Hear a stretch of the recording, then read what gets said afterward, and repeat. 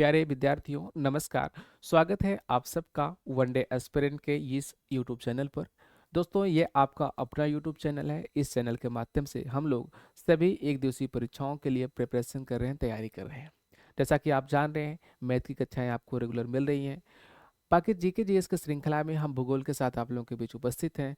बहुत जल्द ही political science, history, economy और साइंस की भी कक्षाएं आपको मिलना प्रारंभ हो जाएंगी। ठीक, हम बात करते हैं आज जो हम जीके जी इस श्रृंखला में ज्योग्राफी पढ़ेंगे। ज्योग्राफी में कौन सा टॉपिक पढ़ेंगे? आज एक महत्वपूर्ण टॉपिक को हमने चुना है, जो परीक्षा में प्रश्न यहाँ से भी खूब आते हैं और आने के साथ साथ कई सारे कन्फ्यूजन रह जाते हैं, जिससे हम गलती कर जाते हैं। कोशिश करेंगे इस क्लास के बाद आपका कोई क्वेश्चन गलत ना हो। ठीक, हम लोग आज पढ़ेंगे अक्षांश एवं देशांतर रेखाओं के बारे में। अक्षांश एवं देशांतर रेखाओं को जानने से पहले हमें ये जरूरी होगा ये जानना कि अक्षांश एवं देशांतर रेखाएं हमारे लिए किस काम की है, कैसे उपयोगी हैं। अगर इस बात को हम समझ गए तो अक्षांश एवं देशांतर रेखाओं के बारे में भी समझना हमारे लिए आसान होगा। जैसे अगर अक्षांश की बात करें, अक्षांश रेखा और देशांतर रेखा, इसके हिंदी इंग्लिश दोनों नाम को पहले जान लीजिए। अक्षांश को हम कहते हैं क्या? Latitude, latitude. और देशांतर यानी लॉन्गिट्यूड। ठीक, जब पृथ्वी की सतह कर किसी भी स्थान या किसी बिंदु की सही सही जानकारी हमें प्राप्त करना होता है, तो हमें अक्षांश एवं देशांतर की जरूरत पड़ती है। जैसे ये पृथ्वी हमारी गोलार्ध, यहाँ पर कोई व्यक्ति खड़ा है। ठीक, इस जगह पर कोई व्यक्ति खड़ा है। अगर इस व्यक्ति के बारे में यहाँ पर रह रहे किसी व्यक्ति से जानकारी प्राप्त करना होगा, तो आप क्या कहेंगे? यहीं से कहा जाएगा कि फला व्यक्ति कितने डिग्री देशांतर, कितने डिग्री अक्षांश पर खड़ा है। जब डिग्री देशांतर और अक्षांश हमें पता लग जाएगा, तो हम कैलकुलेट कर लेंगे कि यहाँ से यहाँ तक की दूरी कितनी है। ठीक है, दूसरा उदाहरण से आप समझ लीजिए, आप डेली लाइफ में कोई ऐसा व्यक्ति नहीं जो अक्षांश देशांतर का प्रयोग नहीं किया। जैसे आप गूगल मैप का प्रयोग करते हैं। किसका प्रयोग?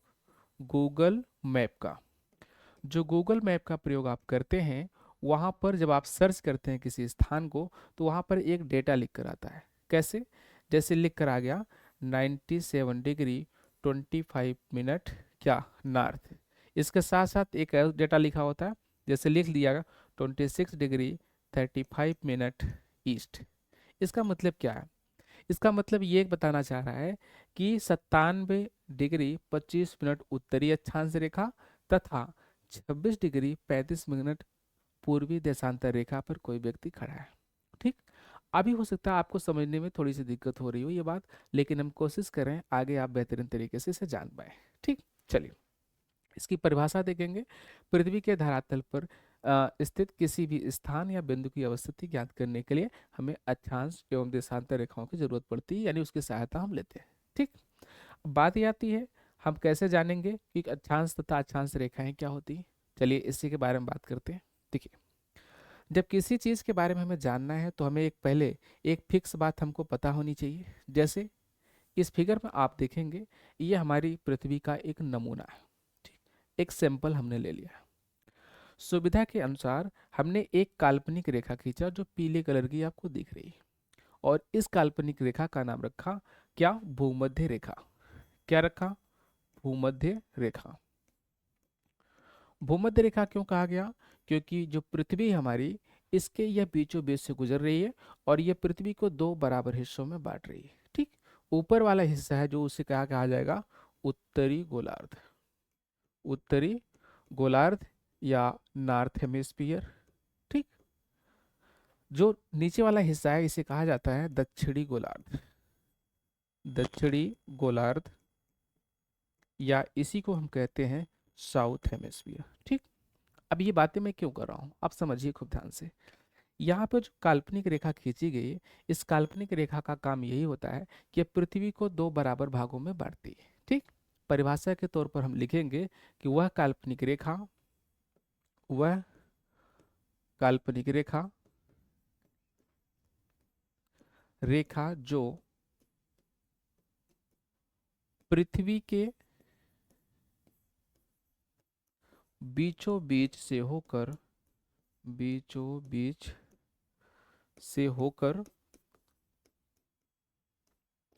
गुजरती है तथा दोनों ध्रुवों के बीच पड़ती है, दोनों ध्रुवों के बीच पड़ती है, के बीच पड़ती है, उसे क्या कहते हैं? उसे कहते हैं भूमध्य रेखा, भूमध्य रेखा कहते हैं। देखिए, हो सकता है आपको ये आपको पहले से पता हो, लेकिन मैं ये मान के चल रहा हूँ आपको नहीं पता है, मैं उसी अंदाज में आपको बताने की कोशिश कर रहा हूँ। ठीक है, आप इतनी बात समझ गए। काल्पनिक रेखा की हम बात करें किसकी? भूमध्य रेखा की। ये जो काल्पनिक रेखा की हम चर्चा करें, चूंकि हमें पढ़ना है अक्षांश और देशांतर के बारे में, तो इस काल्पनिक रेखा को जानना जरूरी है। क्यों? क्योंकि इसी को हम आधार के रूप में यूज करेंगे, प्रयोग करेंगे। ये जो भूमध्य रेखा है, इसे कुछ और नाम से जानते हैं, उसको भी जान लीजिए। इसे कहते हैं क्या? विषुवत रेखा। इसे हम कहते हैं विषुवत रेखा। और इसके साथ साथ इसे एक और नाम से जानते हैं, क्या?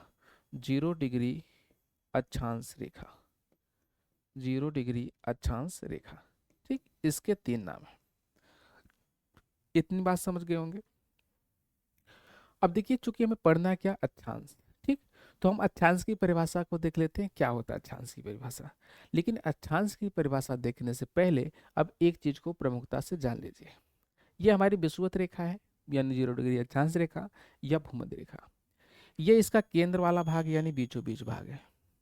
अब यहां से आपने बचपन में रेखागणित पढ़ा होगा, कैसे हम कोण बनाते हैं। इसके केंद्र से, विषुवत रेखा के केंद्र से, या आप ऐसे कर लीजिए, विषुवत रेखा के केंद्र से पृथ्वी की सतह के किसी बिंदु को मिलाने वाली जो रेखा होगी, जो बिंदु होगा, तो इसके केंद्र पर जो कोण बना रहा होगा उसी को हम क्या कहेंगे? अक्षांश। ऐसे समझिए, विषुवत रेखा के सहारे पृथ्वी की सतह पर बना हुआ क्या? कोण या कोणीय दूरी। पृथ्वी की विषुवत रेखा के सहारे पृथ्वी की सतह पर बना कोणीय दूरी क्या कहलाता है? अक्षांश। ध्यान से देखिएगा, मैं अक्षांश की बात कर रहा हूं, न कि अक्षांश रेखा की। दोनों अलग चीजें हैं। पहले आप अक्षांश जान लीजिए, फिर हम अक्षांश रेखा जान लेंगे। तो हम ये मान ले रहे हैं इसकी, यहां से इसकी दूरी 1 डिग्री का कोण ये बना रही है। ऐसे आगे देखेंगे 2 डिग्री का कोण बनेगा, 3 का बनेगा। ऐसे कोण बनते बनते यहाँ पर पहुंचेंगे, हम बनेगा 90 डिग्री का कोण। ठीक, जो 90 डिग्री का कोण बन रहा है इसी को कहते हैं क्या? नॉर्थ पोल यानी उत्तरी ध्रुव। ठीक, ऐसे देखेंगे विषुवत रेखा के सहारे यहाँ पर 1 डिग्री का कोण बनेगा, 2 का बनेगा, ऐसे कोण बनते बनते यहाँ पर आएगा, कितना बन जाएगा? 90 डिग्री। इसी को कहते हैं क्या? साउथ पोल यानी दक्षिणी ध्रुव। ठीक, इतनी बात समझ गए। अब देखिए, अब इसी को अगर हम परिभाषा के रूप में लिखेंगे तो क्या लिखेंगे? इसे हम क्या लिखेंगे? अक्षांश। ये अक्षांश है, इसकी परिभाषा हमें वही लिखेंगे जो अभी हमने समझा। क्या समझा? पृथ्वी की सतह पर, पृथ्वी के सतह पर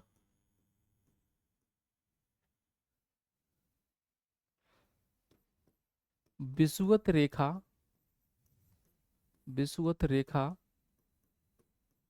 से खींची गई कोणीय दूरी, कोणीय दूरी, इसे हम क्या कहेंगे? इसे कहेंगे अक्षांश। ध्यान से देखिएगा, अक्षांश समझ गए आप? अक्षांश समझ गए तो अक्षांश रेखा को भी यहीं से समझ लेते हैं। क्या समझना हमें? अक्षांश रेखा। अक्षांश रेखा ये क्या होगा इसको जान लीजिए। ठीक, अक्षांश रेखा की परिभाषा में हम क्या लिखेंगे? हम ये लिखेंगे क्या? किन्हीं दो, किन्हीं दो समान अक्षांशों को, समान अक्षांशों को मिलाने वाली रेखा, मिलाने वाली रेखा, इसे क्या कहेंगे? अक्षांश रेखा। ध्यान से देख लीजिए, यहाँ पे मैं बात कर रहा हूँ किसकी? इस फिगर को देखिए जो यहाँ पर देखा था। आप एक बात की कल्पना करिए, जैसे हमने ये कहा आपसे, जैसे हमने ये कहा आपसे कि यहाँ पर ये 1 डिग्री का कोण बन रहा है, 2 का, 3 का, कहाँ तक आया? 90 का। ऐसे इस साइड से देखेंगे 1 डिग्री, 2 डिग्री, 3 डिग्री, बनेगा 90 का। अब यहाँ पे जो एक और एक वाला हिस्सा है, अगर इस दोनों को मिला दिया जाएगा तो एक रेखा तैयार हो जाएगी। ऐसे दो के दो वाला हिस्सा मिला दिया जाएगा, दूसरी रेखा तैयार हो जाएगी। ऐसे 3 से 3 का मिलाएंगे, तीसरी रेखा। और अंत में मिलाएंगे कहाँ तक, आप 89 तक। ठीक, 89 को 89 से मिलाएंगे, ये 89वीं रेखा पड़ जाएगी। ठीक, तो ये रेखाएं जो लेटी हुई हैं तो क्या है, वो लेटीट्यूड कहलाती हैं, यानी अक्षांश रेखाएं कहलाती हैं। समझ गए हैं? अक्षांश रेखा का मतलब लेटीट्यूड, लेटीट्यूड मतलब जो लेटी है। अब इसकी दिशा भी अभी हमें पढ़ना रहेगा। ठीक, समझ गए? जब इतनी बात समझ गए, फिर बात आती है अक्षांश रेखाओं की संख्या कितनी होती है। तो आइए हम यहाँ पे गिनते हैं एक फिगर के सहारे। ये बात आप समझ गए होंगे, तो इसको हम कर दे रहे हैं ऊपर। ठीक है, चलिए एक फिगर के सहारे हम इसको देखते हैं।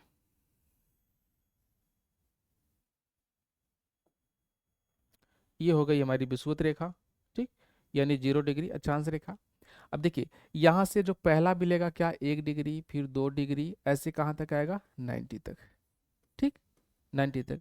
अगर हम बात करेंगे क्या, अक्षांशों की संख्या, किसकी हम बात करें अगर, अक्षांशों की संख्या।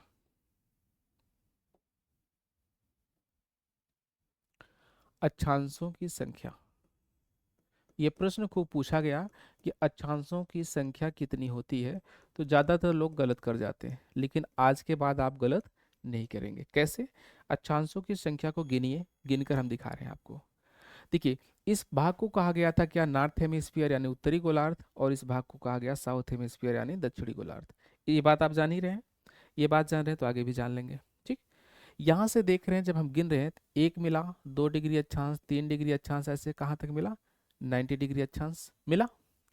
तो अगर हम नॉर्थ हेमिस्फीयर में देखेंगे, अक्षांशों की संख्या कितनी हो जाएगी, 90 मिलेगी। ऐसे साउथ में देखिए, 1 डिग्री अक्षांश, 2 डिग्री अक्षांश, 3 डिग्री अक्षांश, ऐसे ऐसे आएंगे कहाँ तक, 90 डिग्री अक्षांश तक। मतलब क्या हुआ, दक्षिणी गोलार्ध में भी हमने जब गिनना शुरू किया तो अक्षांशों की कुल संख्या कितनी मिली, 90। यानी साउथ हेमिस्फीयर में अक्षांशों की संख्या कितनी हो गई, 90। अभी एक अक्षांश को हमने छोड़ रखा था, कौन सा, 0 डिग्री वाला। तो 0 डिग्री अक्षांश की संख्या की बात करेंगे तो कितना मिलेगा, 1। अब सबको जोड़ दीजिए, कितना मिलेगा, 1 और 9 9 18, 181। कितना मिला, 181। भाई मेरे, अब कोई आपसे पूछे अक्षांशों की संख्या कुल कितनी होगी, तो कितनी होगी, 181। ठीक, अक्षांशों की संख्या कितनी होगी, 181। इस बात को समझ गए हैं? जब इस बात को समझ गए हैं, तो हम आगे समझेंगे अक्षांश रेखाओं को। ठीक है, जल्दी जल्दी समझ लेते हैं। चलिए,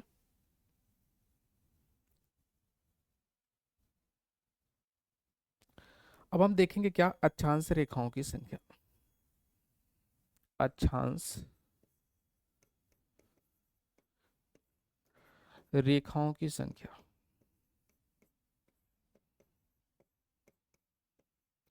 अब आप कहेंगे जब अक्षांशों की संख्या 181 है तो रेखा भी इतनी होनी चाहिए, लेकिन ऐसा नहीं है। कैसे, गिनिए, गिनकर हम समझते हैं इस बात को। देखिए, यहाँ पर देख रहे हैं नॉर्थ हेमिस्फीयर को, है ना, उत्तरी गोलार्ध को देख रहे हैं। हमने बात किया था कि किन्हीं दो समान अक्षांशों को मिलाने वाली रेखा एक अक्षांश रेखा कहलाएगी। जैसे यहाँ पे 1 डिग्री अक्षांश था, तो यहाँ पर भी एक होगा, होगा, यहाँ पर भी एक होगा। तो एक को एक से मिलाएंगे तो 1 डिग्री अक्षांश रेखा पहली रेखा मिल जाएगी। ऐसे दो को दो से मिलाएंगे दूसरी मिल जाएगी। ऐसे तीन को तीसरी मिल जाएगी। और मिलाते मिलाते हम जब पहुंचेंगे यहाँ पर, तो अंतिम मिलेगा क्या, 89, 89वीं रेखा मिलेगी। समझ गए? कहने का मतलब क्या हुआ, जब हमने एक से गिनना प्रारंभ किया तो उत्तरी गोलार्ध में हमको कितनी मिली, 89 रेखाएं मिली, 89 रेखाएं मिली। ठीक, मतलब क्या हुआ, नॉर्थ हेमिस्फीयर में रेखाओं की संख्या कितनी मिली, 89 मिला, 89।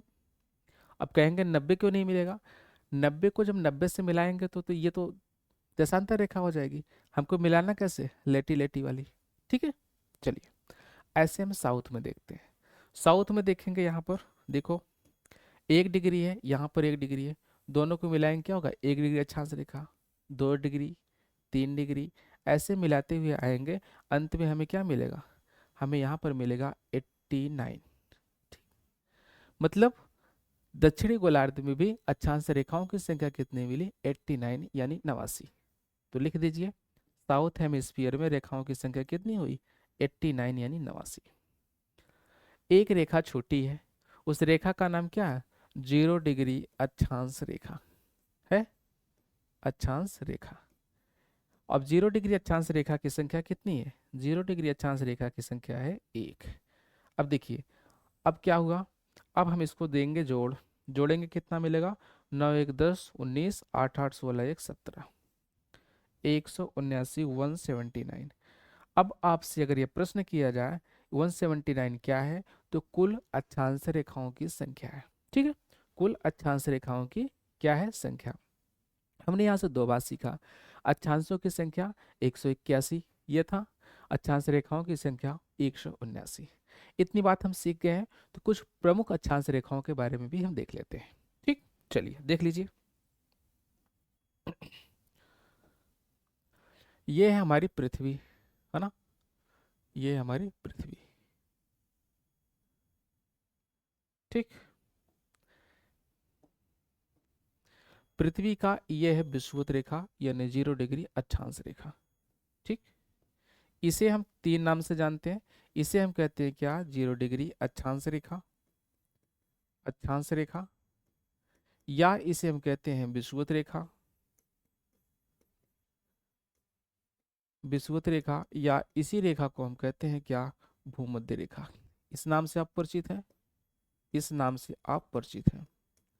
कुछ प्रमुख अक्षांश रेखाओं को हमें जानना होता है जो हमारे लिए आवश्यक है। जैसे पहली रेखा जो हमें मिलती है वो मिलती है 23.5 डिग्री पर, कितने पर, 23.5 डिग्री। ऐसे जानिएगा, इसे ऐसे लिखते हैं 23 और ½ डिग्री। ठीक, ये चूंकि उत्तर में है इसलिए इसके साथ लिखते हैं नॉर्थ यानी उत्तरी गोलार्ध।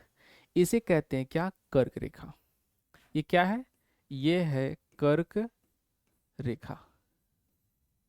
ठीक, ऐसे ही 23.5 डिग्री दक्षिण में मिलता है एक रेखा, यहां मिलेगा, कितना है ये, 23.5 डिग्री, कहाँ पर है, दक्षिण में।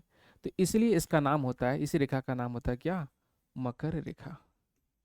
क्या होता है, मकर रेखा। ठीक, पहली रेखा, दूसरी, तीसरी हमने याद कर लिया। दो और महत्वपूर्ण रेखाएं उनको भी देख लीजिए। एक रेखा आपको मिलती है यहां पर, कहां पर, 66.5 डिग्री, यानी 66 से ही 1/2 डिग्री। इसे कहते हैं क्या,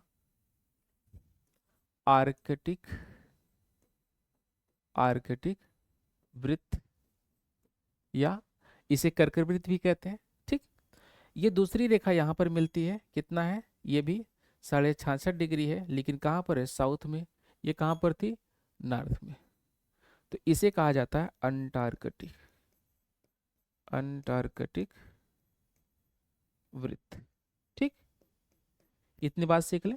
कई बार प्रश्न पूछा जाता है, कर्क रेखा कितने डिग्री अक्षांश रेखा पर है, 23.5। मकर किस पर है, इस पे। अंटार्कटिक वृत्त इस पर, आर्कटिक इस पर। ठीक है, चलिए अक्षांश रेखाओं की कुछ विशेषताओं को हम देख लेते हैं, अक्षांश रेखाओं की कुछ विशेषताओं को देख लेते हैं। अक्षांश रेखाओं की विशेषताएं, विशेषताएं। ठीक, चलिए इसकी विशेषताओं की बात करेंगे। जो पहली विशेषता हमें ये जाननी है, इसकी गणना कहाँ से कहाँ की जाती है। भाई आप देख रहे हैं अक्षांश रेखा की गणना हम कैसे कर रहे हैं, ऐसे कर रहे हैं, ऐसे ही कर रहे हैं। और ये वाली दिशा क्या है, पूर्व पश्चिम है, तो ऐसे हम लिख लीजिएगा, इसकी गणना, इसकी गणना,